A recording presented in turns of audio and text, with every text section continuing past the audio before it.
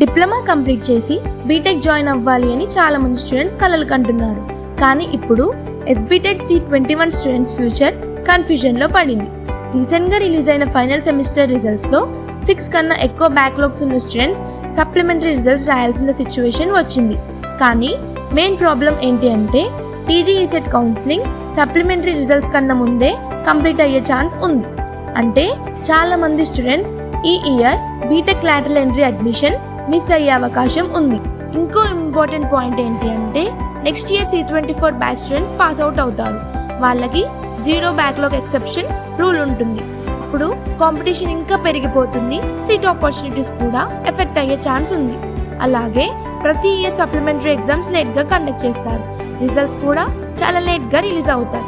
ఈ డిలే వల్ల students future directly impact అవుతుంది. స్టూడెంట్స్ అందరూ అథారిటీస్ని రిక్వెస్ట్ చేస్తున్నారు, సప్లిమెంటరీ ఎగ్జామ్స్ అండ్ రిజల్ట్స్ని ఫాస్ట్గా కంప్లీట్ చేయండి, లేదా ఎఫెక్టెడ్ స్టూడెంట్స్ కోసం స్పెషల్ సొల్యూషన్ ప్రొవైడ్ చేయండి.